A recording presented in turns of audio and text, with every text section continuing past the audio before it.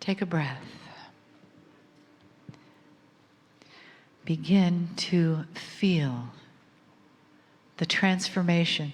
Trust the transformation going on inside of you, knowing that the benevolence of the star mothers is here, always with us, always available to us, guiding us with a heart of compassion,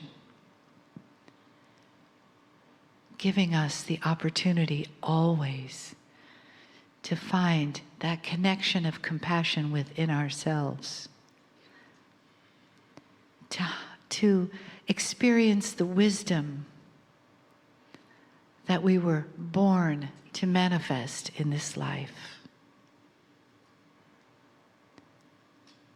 to trust that we are guided to our greatness and our uniqueness in the world, to feel the energy of the family of light around us, the field that is greater than one of us. When we add two, it's greater than three.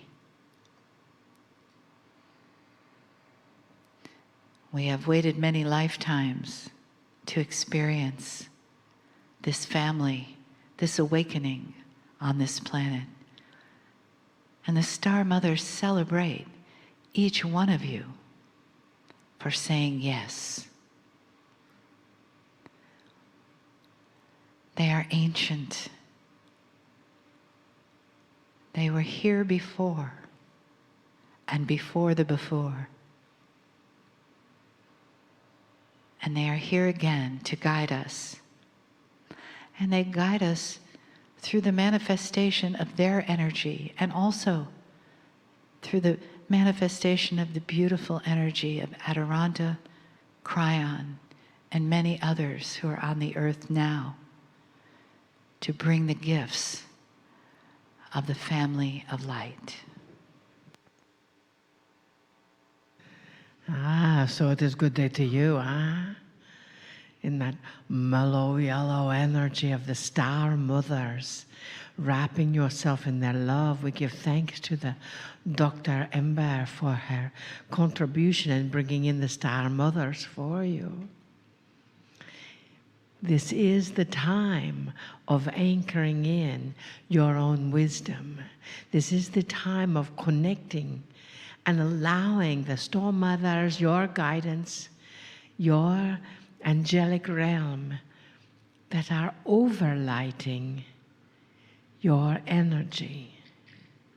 So we wish for you to know that in this overlighting of your energy, overlighting, underlighting, we hear somebody say, what does that mean, overlighting? Well, it means that it is like when you are shining a spotlight over someone's head and how the light becomes totally encompassed in them, that you are inside of that light being enveloped, wrapped, and loved.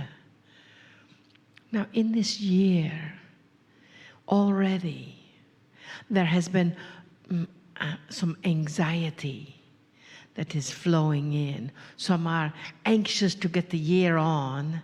Some are anxious to see what is happening. And some are just anxious. Yes? And in that capacity, we would like to just give you a couple of tools to handle your anxiousness, your anxiety, and your excitement. Is that all right? Excellent, thank you.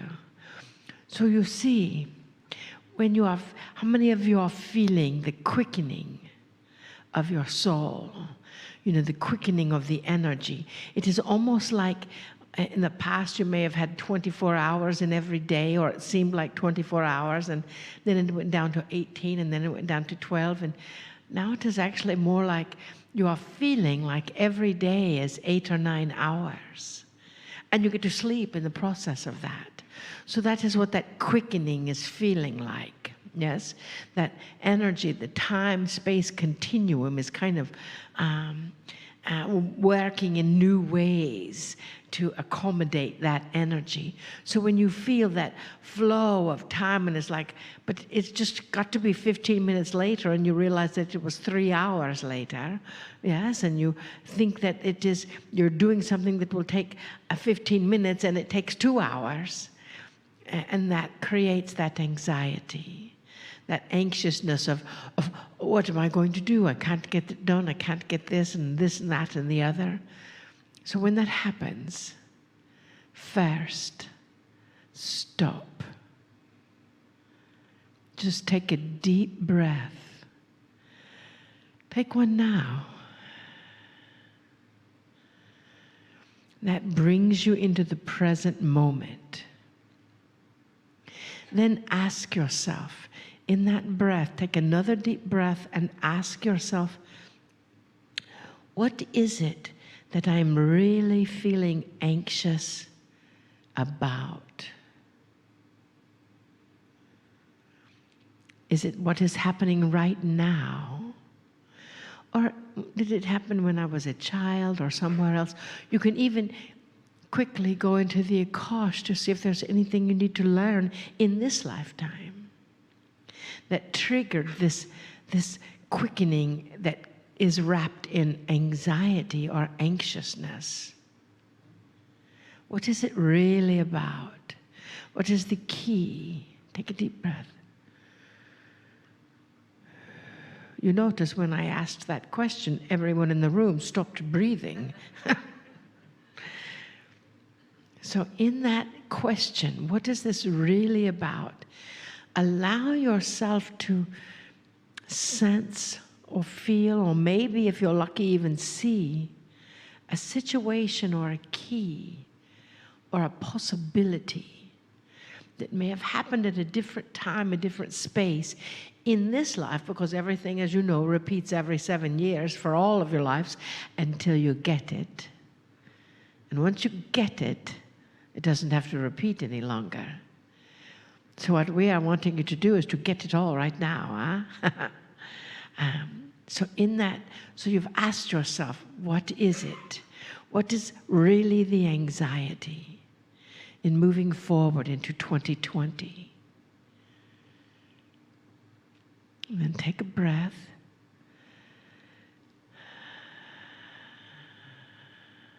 See the vision. And even if you don't see it or sense it or feel it, ask for this to integrate fully into your energy field, so it is no longer in charge of your decision-making process. We don't want to rip things out. You know, we talk about release and let go and pull things out and blah, blah, blah. And they're a part of you. They're a part of what makes your magnificence magnificent. They're a part of that energy. So instead, love it. I love that experience of what happened when I was a child. I know it helped me evolve into who I am now. And I am magnificent. And then breathe into that energy so it integrates fully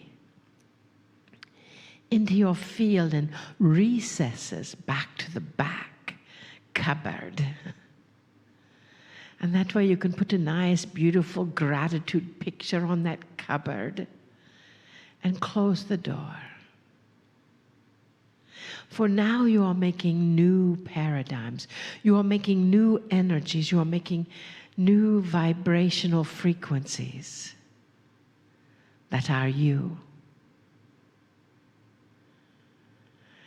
And then when that anxiety comes up or that anxiousness arises, thinking of what is going to happen on this planet, what is going to happen on this earth, what if, you know, what if does not exist. So all of your what ifs are just smoke and mirrors. So cover up those mirrors, blow the smoke away. and put them back into that cupboard. Once you know, and when you do, realize that they have been integrated completely. Take a deep breath.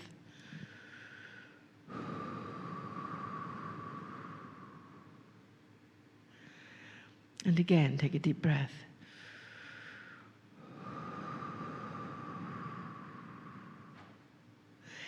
You are here on this planet in wondrous times. The ascended masters, the teachers, the angelic realms are so close you can feel them with your heart. Are so connected to you. They are your cheerleaders saying, you can do this. You can have this. You can be this. You can experience this because everything is possible. And what appears to be the trauma of the planet rearranging itself is all a part of that divine cycle that you have chosen to be a part of. So give thanks for that. Yay. I volunteered. I didn't think this was what it was going to be like, but I'm glad I'm here. You see, that is the key. Gratitude for all things. We love you deeply. We see your open heart. We see the violet and emerald green light coming through your open heart. And know that it is radiating beyond this room, beyond Arizona, and wrapping itself around this planet. And for that, we are grateful for you. Namaste. Greetings, dear ones. I'm Kryon of Magnetic Service. I'm so aware that this is the beginning of 2020. Some would say it's a mini cycle. Each year you have elected to start here, this calendar, for the reasons of both the seasons and also of the astronomy. This is a beginning. And so it's a good time to talk about the things that I love to talk about. I want to call this the Love Channel. I want you to hear some things that I've said before, but perhaps in a different way. There is a question that all ask regarding spiritual things, and that is, how does God work with the human being? How really is it? Is it through rules, doctrines, prophets? What is the mechanism, as my partner says, of that works or doesn't work between the human being and the creative source? Oh, that creative source has so many names. In some systems, it's so grand and so great that it would have names you're not supposed to say.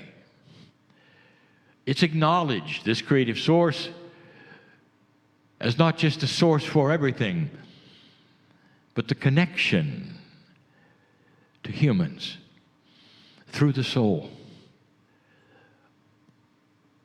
Every single major belief system on the planet has some kind of soul or explanation for that which is the sacred part of you. That's because it's intuitive, and they're right. Each one of you has something surrounding you that is a multidimensional part, but so difficult to describe. He even asked what it's for and why it should be here. And it's all part of the questions of why are you alive. And even after meetings like this, you ask the question over and over in your mind, what really is that relationship? Human beings, through that which is your current human nature, will ask, am I doing it right? Am I doing it wrong? Is there something I should be doing I'm not doing? All that which is intellectual. Asking the same questions as if God were a person standing next to you who was tapping their toe and being impatient. And none of those things are accurate. None are accurate. In order to tell this story or to give you that which is a perception yet again, I want to return to the first time my partner sat in a chair and with free choice asked if I was real. You've heard the story perhaps before, you've listened to this message before. I'm about to tell you how it works. It's simpler than you think. And yet the complexity of your soul is beyond that which you can even believe or understand or really truly see the need for, because it's out of that perception of what humans even think is needed. It's so grand and so beautiful. It's hidden from you, dear ones, everything that is magnificent is available to you, but somehow it hides until you do something. My partner was secretly hoping when he asked a question that there would be no answer. And the question was, Kryon, if you're real, show me. I'm going to sit in the chair and I expect something. He didn't. The engineer had a quandary that we've talked about many times. He had things that pointed to the coincidences that he doesn't believe in, that made him sit alone and ask the question and be forced to sit in the chair or not. It was an experiment in his mind. That's all it was, an experiment. And the question that he proposed with free choice out in the open air is, if you're real, show me. That's all. The consciousness of that moment, of that man, that engineer, different than today. Simple, three-dimensional, logical. And the question was logical and reasonable. Are you real? Show me. But he didn't expect what he got. But in the statement that he made, even though he didn't believe there would be anything that happened in the chair, the statement was still free choice. If you're there, show me.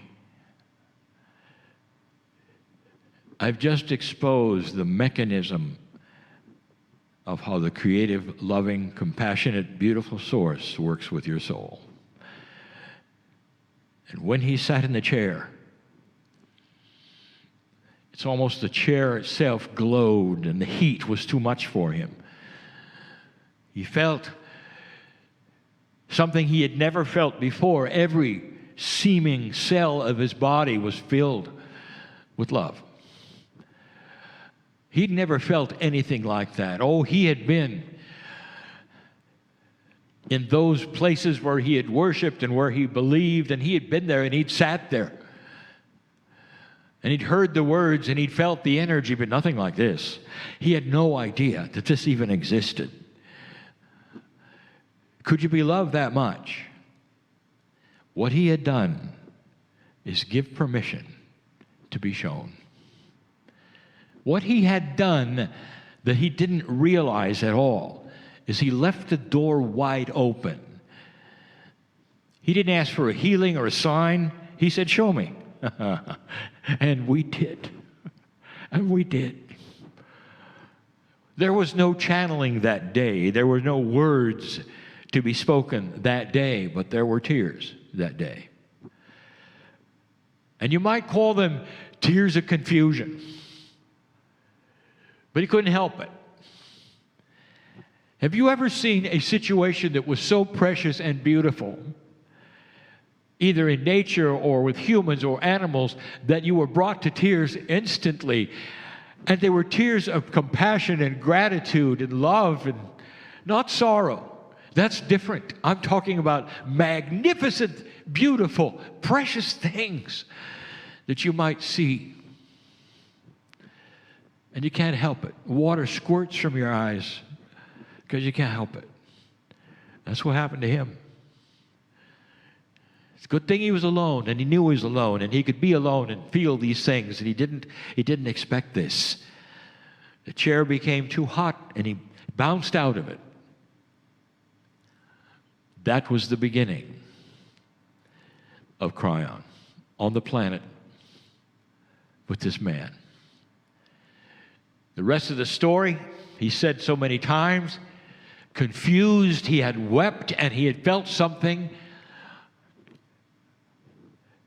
that he asked himself, what was that? How is it possible?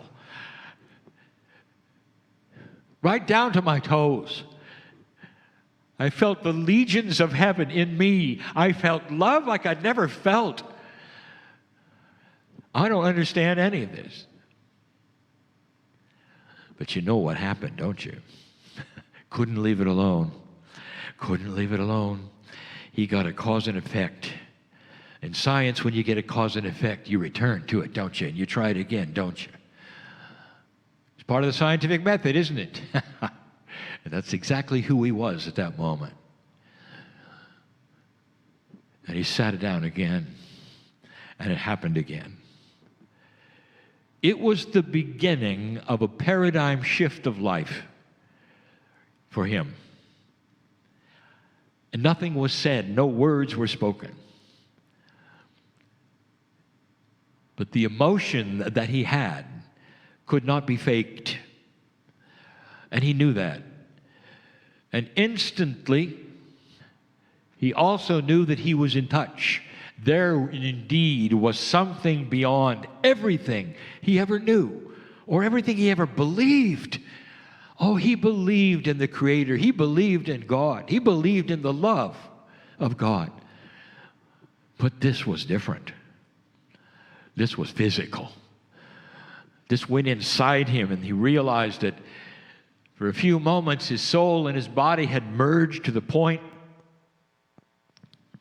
where he was one with everything that you could say was God. A compassion so great that he heated up and wept and all the things that you'd think weren't possible. This was the beginning of what you see today. But the one thing I am telling you is that you just got to see the process. So when you say, what is the way the Creator works with a human being? Don't intellectualize it. Dear ones, it is so simple. Think of it this way. All of these things exist in you right now. They're not apart from you, even though you think they are and you don't feel they are or you've been told they are.